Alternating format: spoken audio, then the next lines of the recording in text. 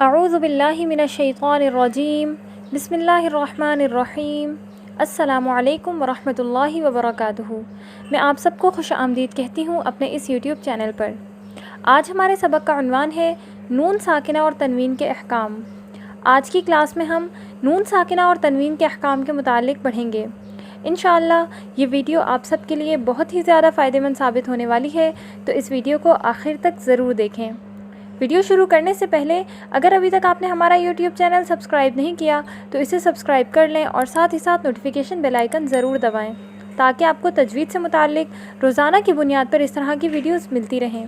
تو آئیے آج کا سبق شروع کرتے ہیں۔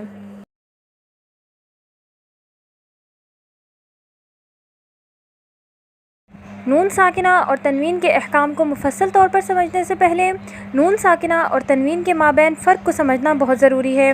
تو آئیے سب سے پہلے نون ساکنہ اور تنوین کے مابین فرق کو سمجھ لیتے ہیں تاکہ آگے آنے والے احکام بآسانی سمجھ میں آ سکیں۔ اسے پڑھیے بن، اسے پڑھیے بن۔ تنوین نون ساکنہ کو ظاہر کرتی ہے، اسی لیے نون ساکنہ اور تنوین کے رواں میں ایک جیسی آواز آتی ہے۔ یاد رکھیے نون ساکنہ اور تنوین کا رواں ایک ہونے کی وجہ سے ان کے احکام بھی ایک ہی جیسے ہیں۔ نون ساکنہ اور تنوین میں مندرجہ ذیل 3 طریقوں سے فرق کیا گیا ہے۔ یاد رکھیے نون ساکنہ لکھی ہوئی ہوتی ہے جبکہ تنوین بطور علامت 2 زبر، 2 زیر، 2 پیش کے لکھے ہوئے ہوتے ہیں۔ نمبر 2، نون ساکنہ کلمے کے درمیان اور آخر دونوں جگہ آتی ہے جبکہ تنوین ہمیشہ کلمے کے آخر میں آتی ہے۔ نمبر 3، نون ساکنہ حالت وصل اور وقف دونوں میں پڑھی جاتی ہے جبکہ تنوین حالت وصل میں پڑھی جاتی ہے اور حالت وقف میں 2 زبر کی تنوین الف مدہ سے بدل جاتی ہے۔ وقف بنتا ہے وقف بالابدال جبکہ 2 زیر اور 2 پیش کی تنوین حذف ہو جاتی ہے اور وقف بنتا ہے وقف بالاسکان۔ آئیے نون ساکنہ اور تنوین کے احکام کی جانب چلتے ہیں۔ نون ساکنہ اور تنوین کے مندرجہ ذیل 4 احکام ہیں۔ نمبر 1، اظہار حلقی۔ نمبر 2، ادغام۔ نمبر 3، اقلاب۔ نمبر 4، اخفاء۔ آج کی کلاس میں ہم نون ساکنہ اور تنوین کے احکامات میں سے حکم اول یعنی اظہار حلقی کے متعلق پڑھیں گے۔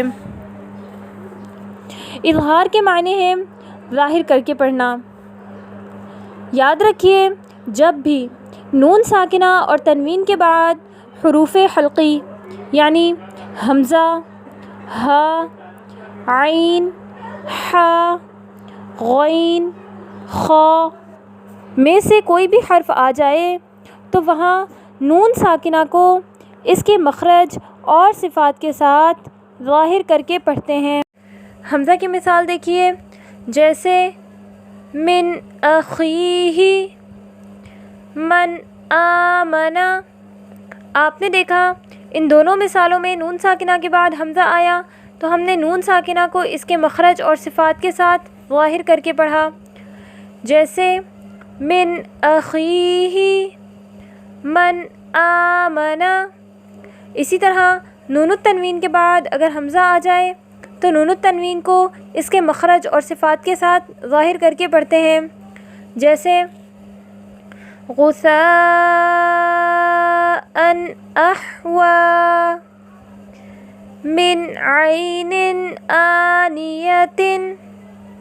آپ نے دیکھا ان دونوں مثالوں میں نون التنوین کے بعد حمزہ آیا تو ہم نے نون التنوین کو اس کے مخرج اور صفات کے ساتھ ظاہر کر کے پڑھا، جیسے غثاء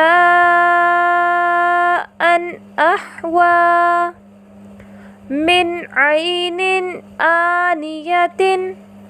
حرف ہا کی مثال دیکھیے، جیسے من ہاد، منہ، منہم۔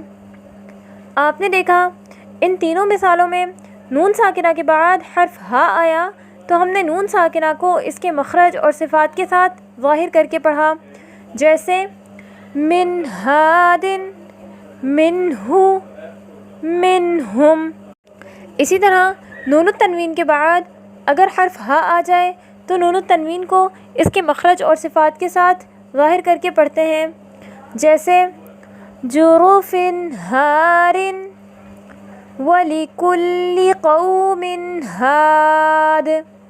آپ نے دیکھا ان دونوں مثالوں میں نون التنوین کے بعد حرف ہا آیا تو ہم نے نون التنوین کو اس کے مخرج اور صفات کے ساتھ ظاہر کر کے پڑھا، جیسے جروف ہار وَلِكُلِّ قَوْمٍ ہاد۔ حرف عین کی مثال دیکھیے، جیسے انعمت من علق۔ آپ نے دیکھا ان دونوں مثالوں میں نون ساکنہ کے بعد حرف عین آیا تو ہم نے نون ساکنہ کو اس کے مخرج اور صفات کے ساتھ ظاہر کر کے پڑھا، جیسے انعمت من علق۔ اسی طرح نون التنوین کے بعد اگر حرف عین آ جائے تو ہم نون التنوین کو اس کے مخرج اور صفات کے ساتھ ظاہر کر کے پڑھتے ہیں، جیسے محمدن عبدہ لیوم عظیم۔ آپ نے دیکھا ان دونوں مثالوں میں نون التنوین کے بعد حرف عین آیا تو ہم نے نون التنوین کو اس کے مخرج اور صفات کے ساتھ ظاہر کر کے پڑھا، جیسے محمدن عبدہ لیوم عظیم۔ حرف ہا کی مثال دیکھیے، جیسے من حرم وانحر۔ آپ نے دیکھا ان دونوں مثالوں میں نون ساکنہ کے بعد حرف ہا آیا تو ہم نے نون ساکنہ کو اس کے مخرج اور صفات کے ساتھ ظاہر کر کے پڑھا، جیسے من حرم وانحر۔ اسی طرح اگر نون التنوین کے بعد حرف ہا آ جائے تو ہم نون التنوین کو بھی اس کے مخرج اور صفات کے ساتھ ظاہر کر کے پڑھتے ہیں، جیسے نار حامیۃ من حکیم حمید۔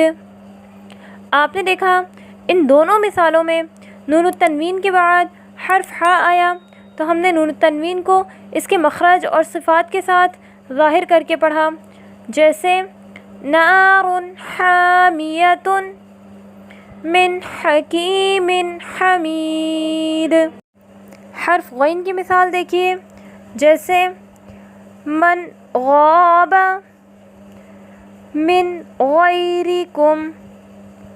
آپ نے دیکھا ان دونوں مثالوں میں نون ساکنہ کے بعد حرف غین آیا تو ہم نے نون ساکنہ کو اس کے مخرج اور صفات کے ساتھ ظاہر کر کے پڑھا، جیسے من غاب من غیرکم۔ اسی طرح اگر نون التنوین کے بعد حرف غین آ جائے تو ہم نون التنوین کو اس کے مخرج اور صفات کے ساتھ ظاہر کر کے پڑھتے ہیں، جیسے اجر غیر رب غفور۔ آپ نے دیکھا ان دونوں مثالوں میں نون التنوین کے بعد حرف غین آیا تو ہم نے نون التنوین کو اس کے مخرج اور صفات کے ساتھ ظاہر کر کے پڑھا، جیسے اجر غیر رب غفور۔ حرف خا کی مثال دیکھیے، جیسے لمن خشی من خوف۔ آپ نے دیکھا ان دونوں مثالوں میں نون ساکنہ کے بعد حرف خا آیا تو ہم نے نون ساکنہ کو اس کے مخرج اور صفات کے ساتھ ظاہر کر کے پڑھا، جیسے لمن خشی من خوف۔ اسی طرح اگر نون التنوین کے بعد حرف خا آ جائے تو ہم نون التنوین کو اس کے مخرج اور صفات کے ساتھ ظاہر کر کے پڑھتے ہیں، جیسے نخل خاویۃ شیء خلقہ۔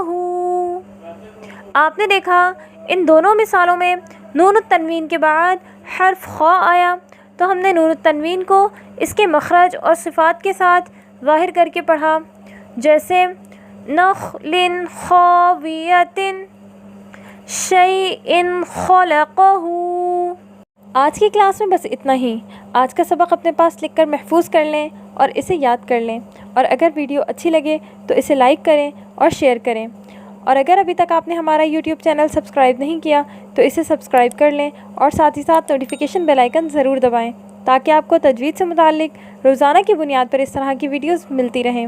انشاءاللہ پھر کسی نئی ویڈیو اور نئے سبق کے ساتھ حاضر ہوں گے۔ تب تک کے لیے اجازت دیجیے۔